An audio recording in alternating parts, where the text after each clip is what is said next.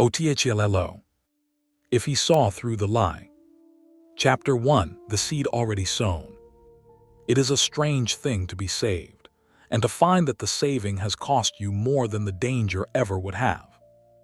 Othello, the Moor of Venice, general of her armies, husband of the fairest and gentlest lady the city had ever produced, would come to understand this in the long, quiet years that followed the night everything almost happened and did not. But on the night itself, he understood nothing except that he had, by the narrowest of margins, by something he could not afterward name as either wisdom or luck, stepped back from the edge of an act that would have damned him forever. He had not always been a doubting man. That is the thing the story must establish first, because everything turns upon it. In war he had been the surest of all surety, a man who read a battlefield the way a scholar reads a page, who had never in 20 years of campaigning hesitated over a decision once it was made. The Venetians had given him their armies precisely because he did not waver. He was the rock the state leaned upon.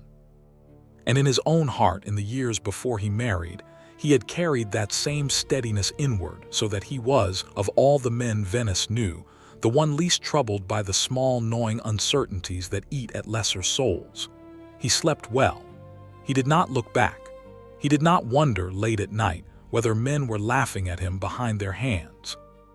And then he had married Desdemona, and discovered, to his own bewilderment, that there was a place inside him he had never visited, and that it was full of doubt. He had not expected it. He had expected joy and got it. He had expected the strangeness of being loved by such a creature, and got that too, the daily astonishment of waking beside her. But underneath the joy in the place he had not known was there, a small cold question had taken up residence from the very first, and the question was this: why me? Why should this lady, young, white Venetian, sought by every gilded youth in the city, daughter of a senator, raised in silk, why should she have chosen him, an aging Moor, a soldier, a man of another color and another country, a man whose face the Venetians looked at and saw a stranger? It made no sense to him. He had won her with stories, with the tales of his battles and his sufferings, and she had loved him for the dangers he had passed, and he for the pity that she gave them. But in the cold small hours the arithmetic of it would not balance, and the question would surface. A love that began in pity and wonder, can such a love be trusted to last? And if she chose so strangely once, against her father, against her city, against her color and her kind, might she not choose strangely again? He told no one of this. He scarcely admitted it to himself. It was a seed, no more a single seed, lying dormant in the dark soil of his happiness, requiring only the right conditions to grow. And he had thought in his pride that the conditions would never come, that his love was a sunlit field in which no such weed could take root. He did not understand, not then, that the seed was his own, that it had been there before he ever married, before he ever saw Desdemona, planted not by any enemy but by the long years of being a stranger in every land, of seeing his own face reflected in the wary eyes of those he served, of knowing himself useful to Venice and never quite of Venice. The doubt was not about Desdemona at all. It was about himself, about whether a man such as he could ever truly be chosen and kept, or whether love given to him was always, in the end, a thing that would be taken back. Desdemona was merely the field. The seed had grown in him. But he did not know this yet. And so when the enemy came, when Iago came, Othello believed, as men in his position always believe, that the poison was being introduced from outside, that a clean vessel was being corrupted by a foreign hand. He did not understand that Iago was not planting anything. Iago was only watering what was already there. This is the thing that must be understood before anything else in this account, that Iago, for all his villainy, did not create Othello's jealousy. No man can put into another what is not already, in seed, present. Iago was a gardener of other men's weeds, and a master of the craft, and he found in Othello a soil already prepared. And the only difference between this telling and the one you may know is that in this telling, Othello, at the last possible moment, understood the gardener for what he was, and threw him out of the garden, and found that the weed remained. Chapter 2: The Whispering. The ensign Iago had reasons to hate his general, or said he did, or believed he did, though by the end even he could not have told you which of his reasons was the true one, for he had so many. There was the lieutenancy, given to Cassio, a Florentine, a man who had never set a squadron in the field, while Iago, who had stood at Othello's side in 3 campaigns, was passed over for the lower post of ensign. There was the rumor, which Iago more than half believed, that Othello had once lain with his wife Emilia. There was underneath these a thing that had no reason at all, a pure motiveless delight in the unmaking of better men, a hatred of the good simply because it was good, the way some creatures hate the light. Iago contained all of these and could not have ranked them, and it did not matter, for the hatred was the constant, and the reasons were merely its changing wardrobe. He began, as such men begin, with nothing, with hints, with the refusal to finish a sentence, with the worried look quickly hidden, with the loyal friend's reluctance to speak ill. He was very good at it. He had studied Othello for years, and he knew exactly where the soft ground was, and he laid his poison there, drop by drop, never too much, always retreating before he could be accused of having said anything at all. "My lord, you know I love you," he would say, and then fall silent, troubled, and when Othello pressed him, demur, "It were not for your quiet nor your good, to let you know my thoughts." And Othello, who had never in his life been made to wait for the end of a sentence, felt the small, cold question stir in its dark soil and begin, very slightly, to grow. The matter was Cassio. The lieutenant was handsome, young, Venetian, smooth-mannered in the way Othello had never been and never could be, and he had been the go-between in Othello's courtship of Desdemona, carrying messages, present at every meeting, and he and Desdemona were easy with one another, laughed together, touched hands in the unthinking way of people who like each other without desire. Iago took all of this, the friendship, the laughter, the easy hands, all of it innocent, all of it real, and he did not lie about any of it. That was his genius. He did not need to invent. He needed only to point and to frown and to fall silent and to let Othello's own seed do the rest. Look how familiar they are. Look how she pleads for his advancement. Did Cassio not know of your love from the first? Why should an honest go-between deny? And there he would stop, having said nothing, having merely arranged the true facts in the shape of a wound. And the wound grew. Othello felt it grow and was ashamed of it and could not stop it. He watched his wife now. He had never watched her before. He had simply loved her in the whole unthinking way a man loves the ground he stands on. Now he watched.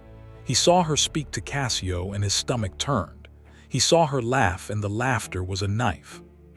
He heard her plead, innocently, openly, for she had nothing to hide and so hid nothing, that Cassio be restored to his place, and every word of her honest pleading drove the seed deeper, because Iago had taught him to read her honesty as guilt, her openness as a brazenness, her very lack of concealment as the boldest concealment of all.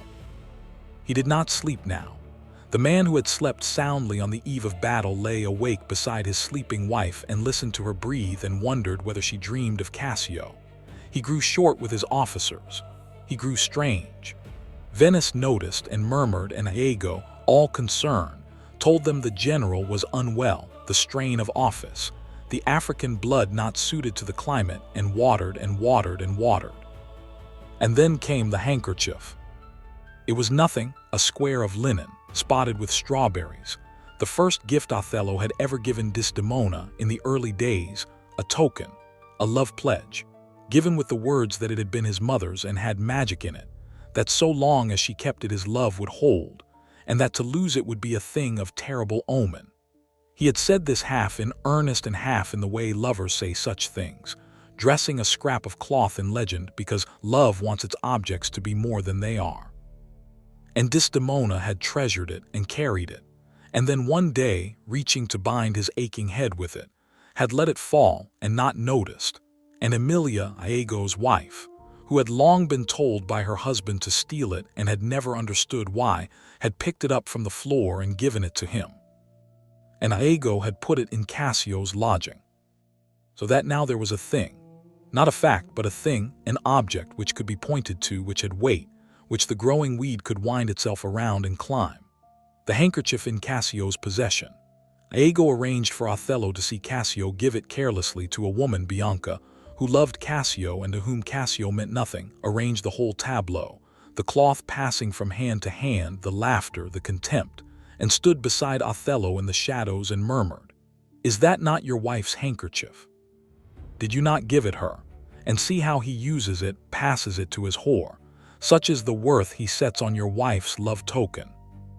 And Othello, watching the strawberry-spotted linen pass from hand to hand across the square, felt the seed that had been a seed become a tree, full-grown, its roots through his whole body, its branches blotting out the sun, and he turned to Iago in the dark and said, in a voice Iago had been working 3 weeks to produce, "I will chop her into messes. Cuckold me." And Iago, who had built this, who had spent his patience and his cunning and his soul to bring his general to exactly this place, said softly, "Do it not with poison. Strangle her in her bed, even the bed she hath contaminated." "Good, good," said Othello.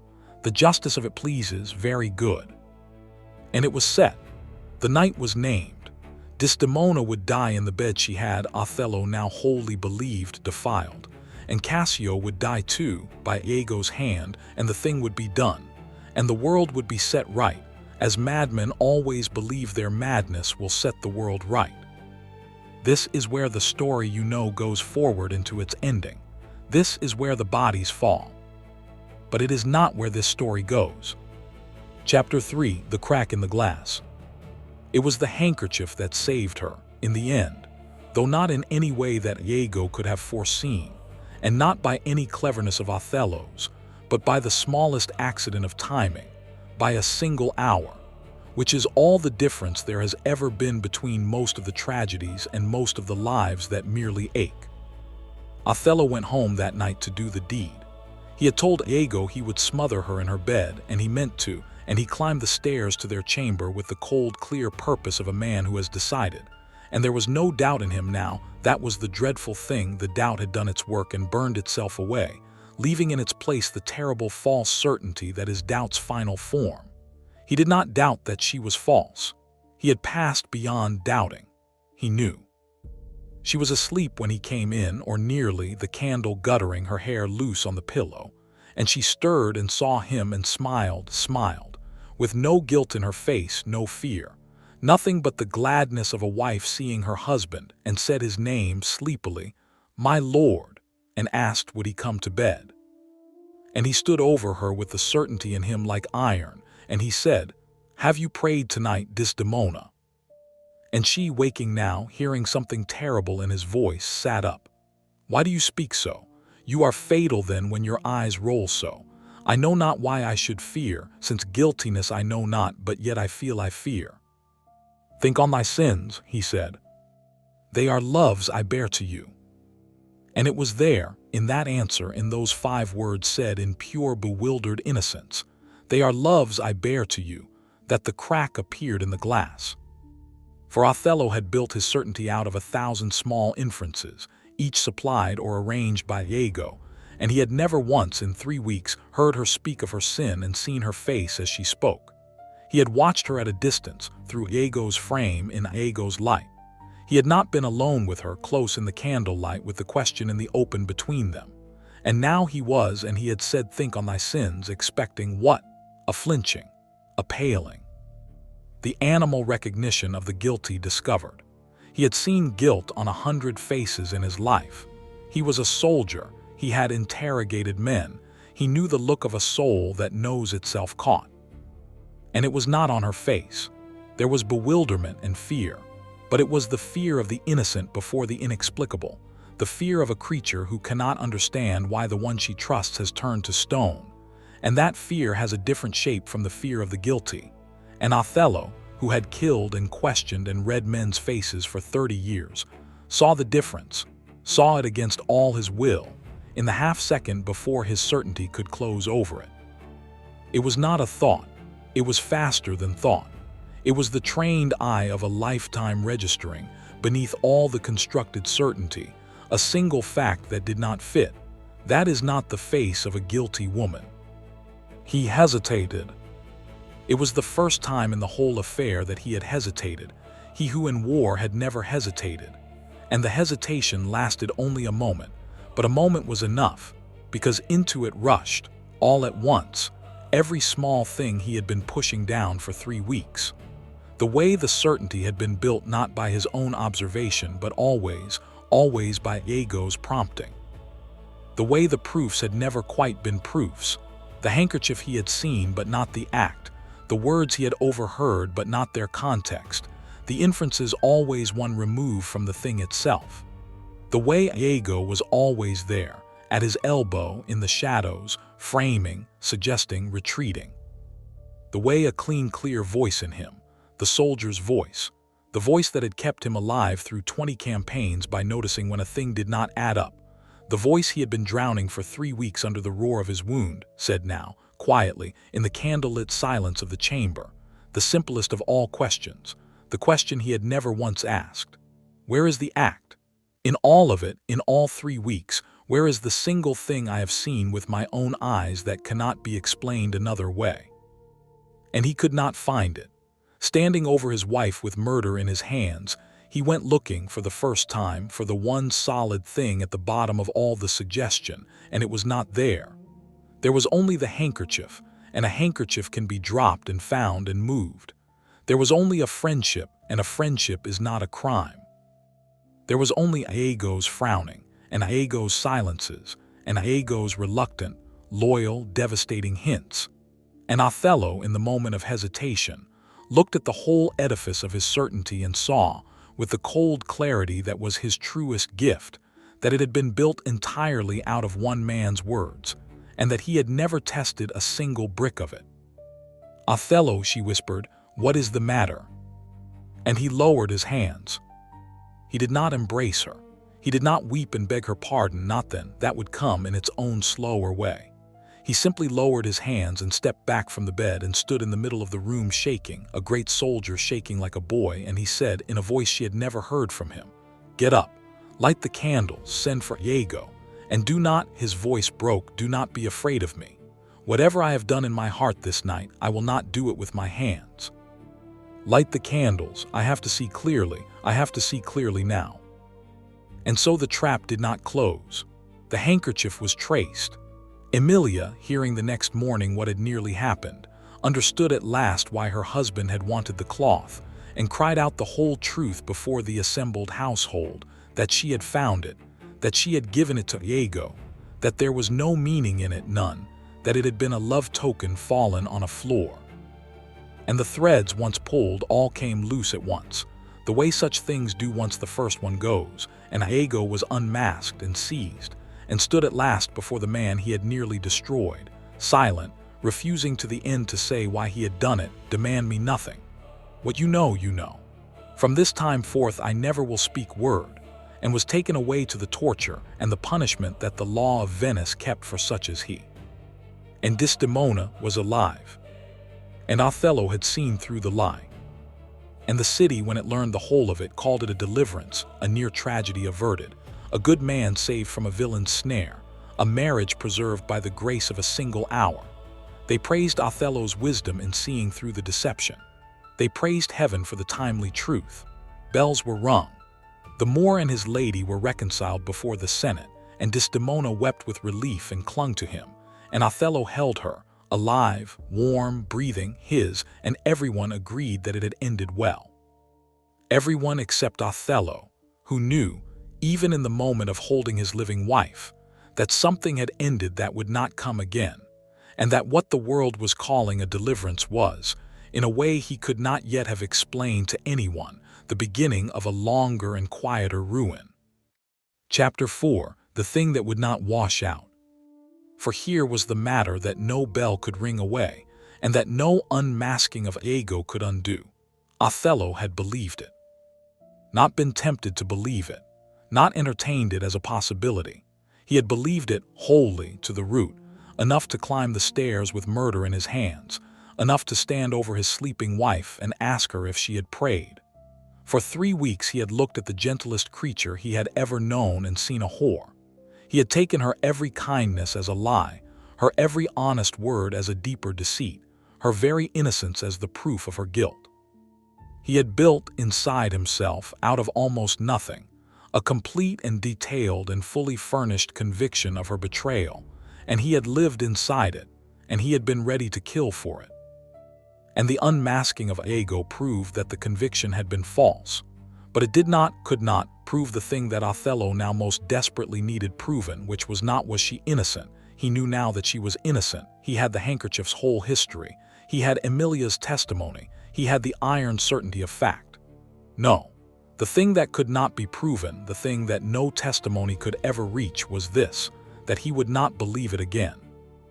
Because he had learned something about himself in those 3 weeks, and the learning could not be unlearned.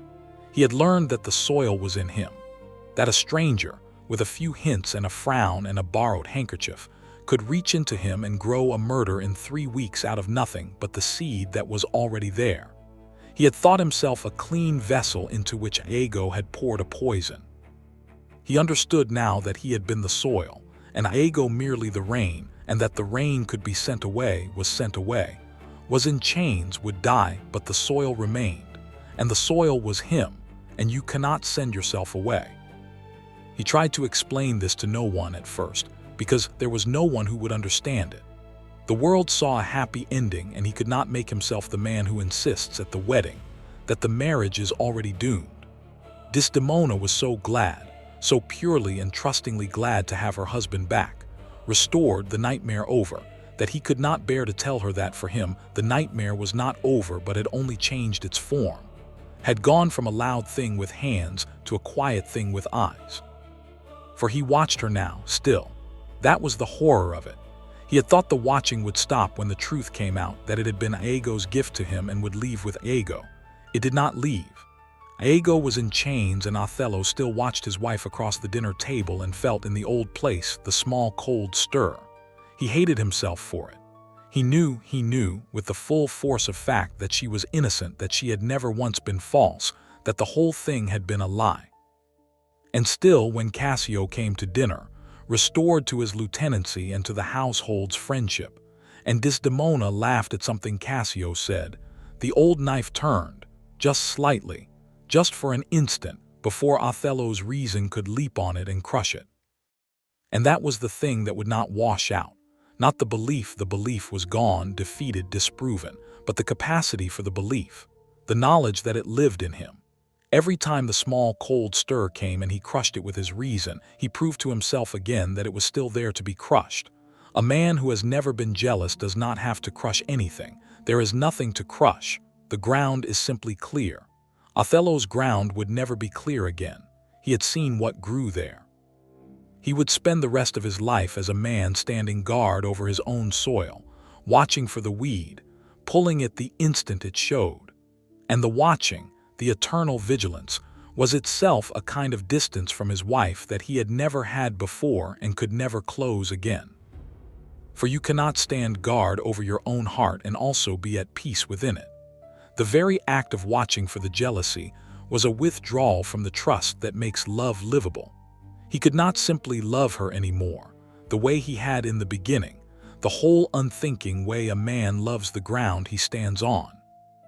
Now there was always a part of him standing slightly apart, on watch, monitoring his own reactions, checking the soil, and that watching part could not love, because it was too busy guarding, and Desdemona, who knew none of this, who thought the storm had passed and the sun come back, felt only that her husband, though kind, though restored, though hers, held some small part of himself just out of her reach, a coolness at the center of his warmth, a door in him that had once stood open and was now, very gently, always closed.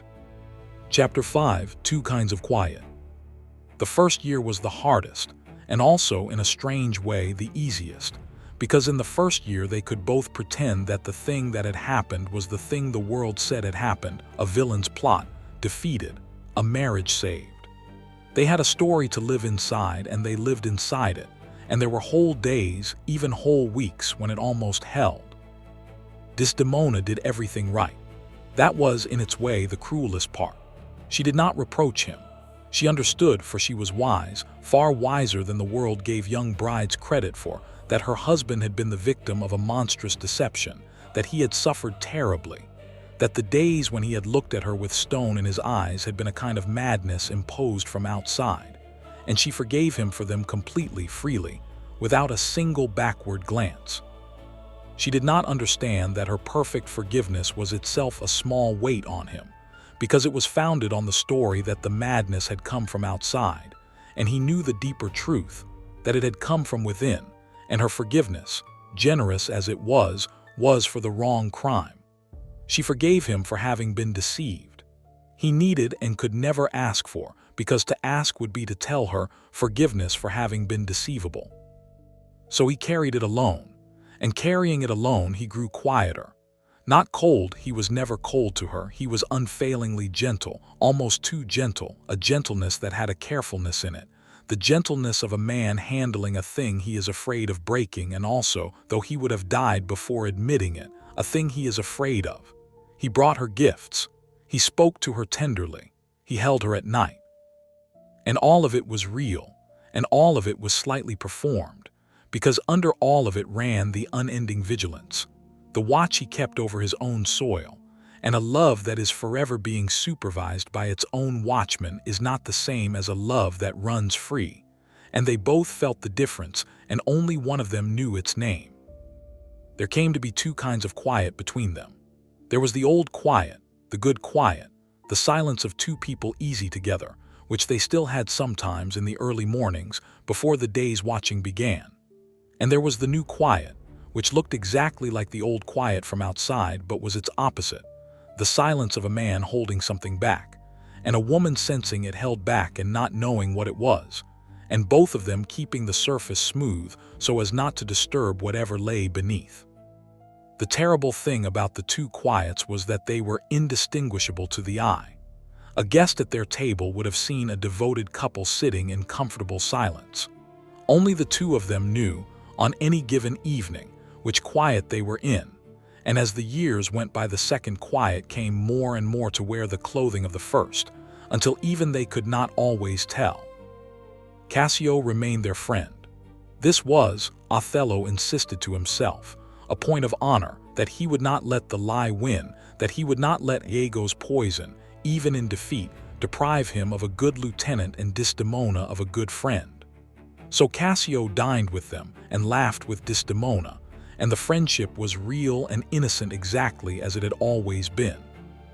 And every time, Othello watched and crushed the stir, and proved to himself again that the soil was alive, and went to bed those nights more tired than after any battle, the particular exhaustion of a man who has spent the evening fighting a war inside himself that no one else can see and that has no possible end, because the enemy is not Cassio, and is not Desdemona, and is not even Iago anymore, but is only and entirely himself. He understood in the second year that this was the shape of the rest of his life. He had been granted the deliverance the world praised, his wife alive, his honor intact, the villain punished. And in exchange, he had been given a sentence that no court had pronounced and no one knew he was serving, to spend every remaining day of his marriage standing guard over the worst thing in himself, never able to lay the burden down, never able to confess it without inflicting it, never able to return to the unguarded love that had been the one pure thing he had ever possessed. He had wanted above all things to be certain of her. He was certain of her now, completely, factually certain. And it had bought him nothing, because the uncertainty had never really been about her. It had been about himself, and of himself he could never be certain again, having seen what he was capable of believing. Chapter 6. What Iago Understood. They let Othello visit Iago once before the end. Iago was to be put to death slowly, the Venetian way, for what he had nearly caused, and Othello, who could not have said why he went down into the cold stone of the prison to look one last time on the man who had unmade him. Iago was much reduced. The torture had taken his body, but not, Othello saw at once, his eyes, which were the same as they had always been, flat and watchful and faintly, horribly amused. He looked up when Othello came in, and he did not flinch and he did not plead. He had said he would never speak again, and he had mostly kept the vow. But he broke it now. For Othello, perhaps because there was nothing left to lose, or perhaps because even at the end, the impulse to wound was stronger in him than the will to silence. "Come to gloat, General," he said.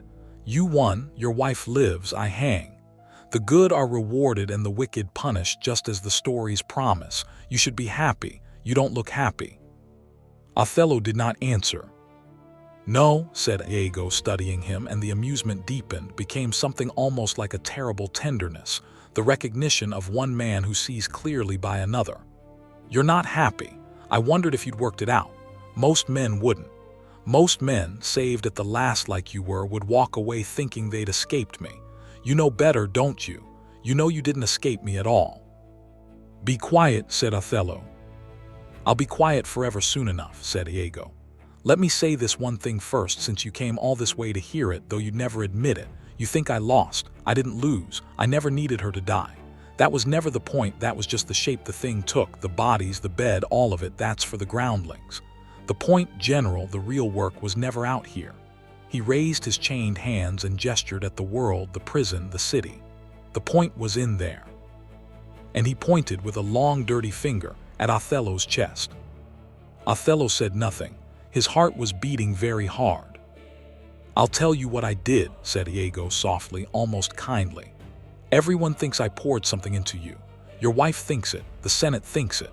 The fools who will write this down someday will think it, the villains poison, the noble more corrupted. But you and I know I never poured anything in. There's nothing I could have poured in.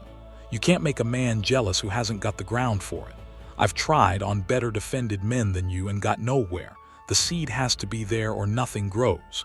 No. I didn't put anything in you, Othello. I just showed you what was already there. That's all I ever do. I'm not a poisoner. I'm a mirror. I held you up to yourself and made you look, and what you saw frightened you so badly you nearly killed your wife to make the reflection stop." And now he smiled, and it was the worst thing Othello had ever seen. "Now I'm going to hang, and you're going to go home to your living wife and your warm bed and your saved marriage. And every single day for the rest of your life you're going to look at her across the table and feel it stir. Just a little, the thing I showed you. And you're going to know it's still there. And you're going to remember that it was always there, and that I didn't put it there.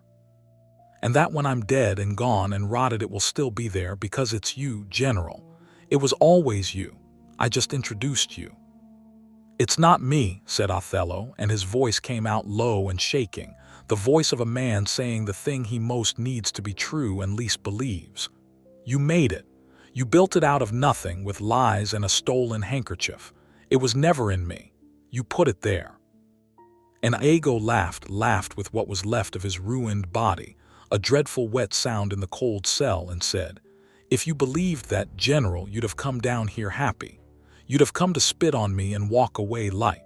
But you came down here heavy, and you'll go away heavier because you know. You've known since the night you lowered your hands. Tell me I'm lying. Look at me and tell me in 3 weeks I made you believe one single thing about her that you hadn't already, somewhere down in the dark, been half believing for a year. Tell me I taught you to ask, why me?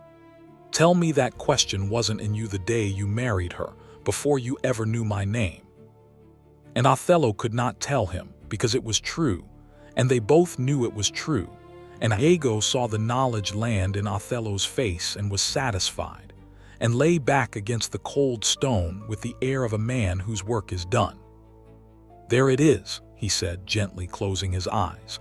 "That's my real verdict, General, not the rope. The rope's nothing. Everybody dies. My verdict is the one I just read in your face. You'll carry me with you the rest of your days in the only place I ever really lived, which was never out here in Venice. It was always in there, in you, in the dark, good soil of you, and I'll be growing there long after I'm dead, every time she laughs at another man's joke. That's how you lose to me, Othello. Not by your wife dying, by her living and you watching forever. Now go home to your deliverance, and give my regards to the watchman you've become." And Othello turned and left, and behind him in the dark Iago was, very softly, still laughing, and the laughter followed him up the stone stairs and out into the daylight and home and into the rest of his life, exactly as Iago had promised it would. Chapter 7: The Long Marriage. They grew old together, which is more than most of the lovers in the old tragedies are granted, and it is worth saying plainly that the years held much that was good. This was not a marriage of misery. Othello loved Desdemona to the end, truly, and she loved him, and there were children, and there was laughter, and there were long contented evenings by the fire that were the good quiet and not the bad. A stranger would have called it a happy marriage, and would not have been entirely wrong. The thing that had been broken did not break everything. It only broke one thing, and a person can live, and live well, with one thing broken, so long as he never tries to use the part that broke.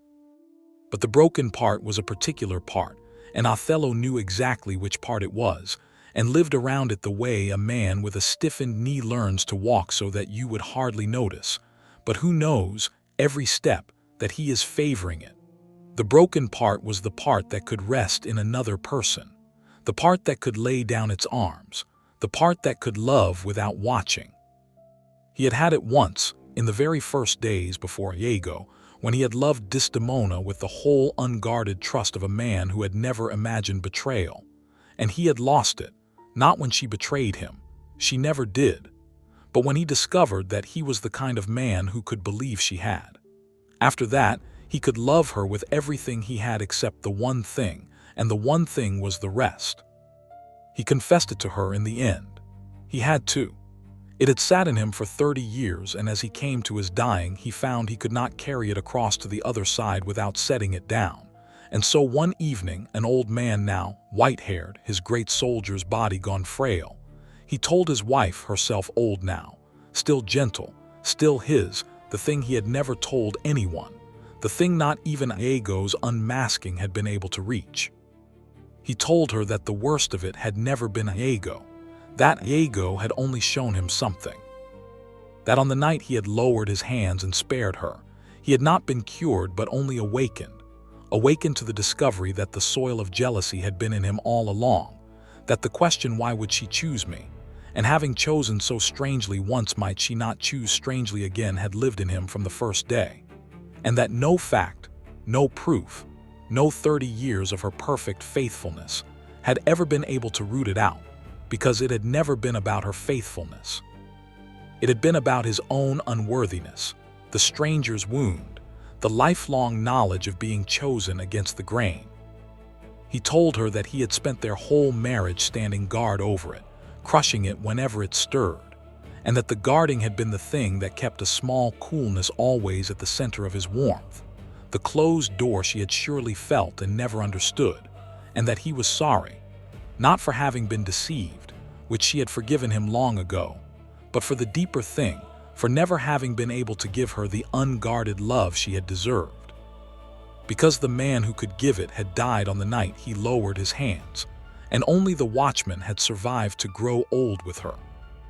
And Desdemona, old, wise, who had had 30 years to feel the coolness and wonder at it, listened to all of it, and was quiet for a long time, and then she said something that Othello had not expected, and that he carried into his death as the last and only easing of the wound. She said, "I knew." She said, "Not the whole of it, not the way you've just told it, but I knew there was a room in you I was never let into, and I knew it had been there since soon after we married, and I made my peace with it long ago, long before you think. I decided, a young wife still, that I would rather have all of you except one room than have nothing of you at all, and that I would love the closed door as part of you since it was part of you, and not spend my life beating on it. You think you gave me a guarded love. Perhaps you did, but a guarded love given for 30 years, faithfully, gently, every day, by man fighting a war inside himself the whole time so that I should never feel its blows. Othello, do you know how much love that is? Do you understand that a man who simply loves, easily, with nothing to fight, gives less than a man who loves while fighting himself every hour not to wound the one he loves? You think the watchman wasn't love. The watchman was the truest love of all. He stood guard over me for 30 years against the worst thing in you, and he never once let it reach me. That is not the absence of love. That is what love looks like in a real man, in a real marriage, after the first easy years are gone. I had the unguarded love at the beginning for a few months, and it was sweet. And I had the guarded love for 30 years, and it was deeper, because it cost you everything, every day, and you paid it every day and never told me so that I should not be burdened. Do not die thinking you failed me. You loved me hardest exactly where you thought you loved me least. And Othello wept, the great soldier wept, at the end, in his wife's old arms, because she had reached into the one room he had kept closed for 30 years and found, sitting in the dark there, not the monster he had been guarding against, but a man who had loved her so much he had built a prison around his own worst self and stood watch over it her whole life so that it should never touch her, and she had named it love. And in the naming had done what no proof and no unmasking had ever been able to do. She had not removed the seed, for the seed could not be removed, but she had made it bearable by loving the man who carried it, including the carrying. Chapter 8: The Verdict and the Reprieve.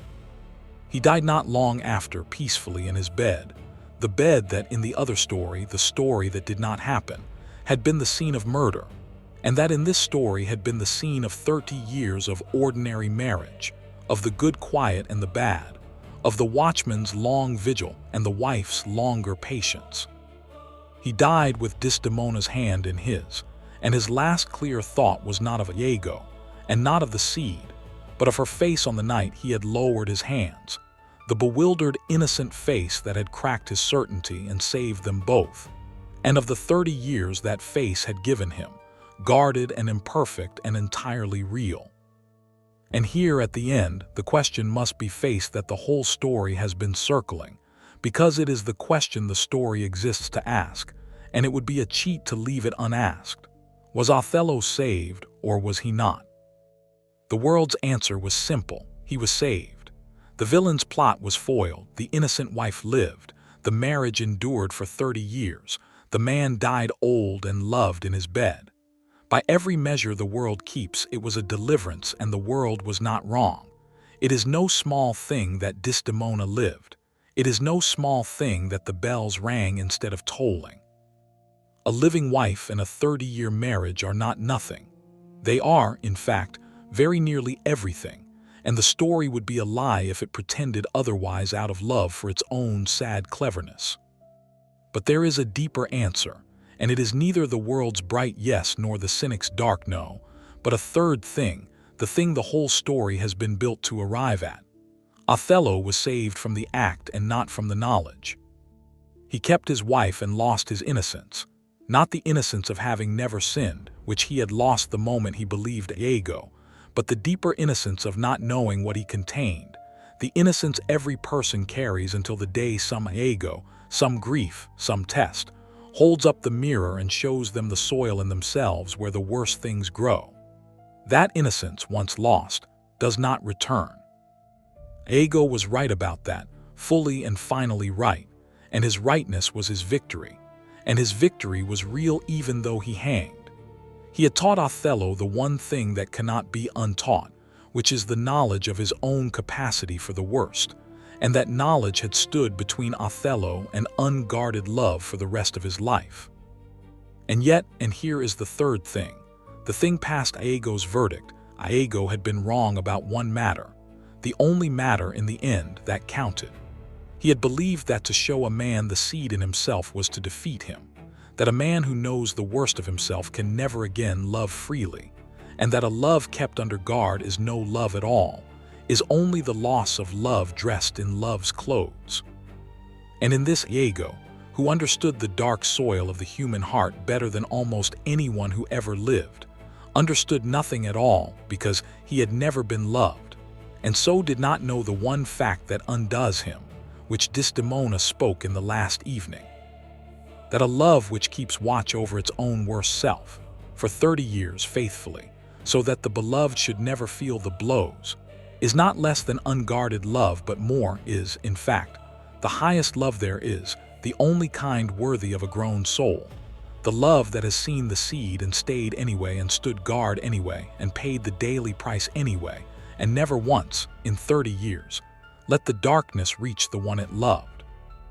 Iago made a watchman of Othello and thought he had ruined him, and the watchman stood guard over Desdemona for 30 years and kept her safe from the very thing Iago had grown, so that in the end Iago's own weapon, turned and turned again by the slow, patient work of a marriage, became the instrument of a love deeper than the one it had nearly destroyed. The seed remained. It always remained. But a man can stand guard over a seed for a lifetime, and in the standing guard become something the unguarded man could never have been. Not innocent but faithful, not free of the darkness but proof against it. Not the man who never knew the worst of himself, but the far rarer man who knew it completely and chose, every single day for 30 years, not to let it win. That was Othello's deliverance. Not that he never doubted, he doubted to the end. Not that the seed was killed, it could not be killed. But that he stood between the seed and his wife for the whole length of his life, and never moved and never rested and never told her the cost, and died at last in her arms, having kept her safe, not from Iago, but from himself. And somewhere in the cold ground, the bones of the gardener of other men's weeds lay quiet at last. His laughter finally stopped, defeated, in the only way such a man can ever be defeated, not by being unmasked, for he had been unmasked and it had cost him nothing, but by being in the end outlasted. By a love that took the very weed he had grown and made of it over 30 patient years, a kind of strange dark proof of itself, so that the worst thing Iago ever did became, in the slow alchemy of a faithful marriage, the occasion of the best thing Othello ever was. The seed was real, the soil was his own, and he tended it against itself until he died, which is not the absence of jealousy, and is not innocence, and is not the clean, clear ground he had once thought he stood on. It is only the thing that grown souls have instead of innocence, and its name, though Iago to his dying breath could not have spoken the word, was love. The end.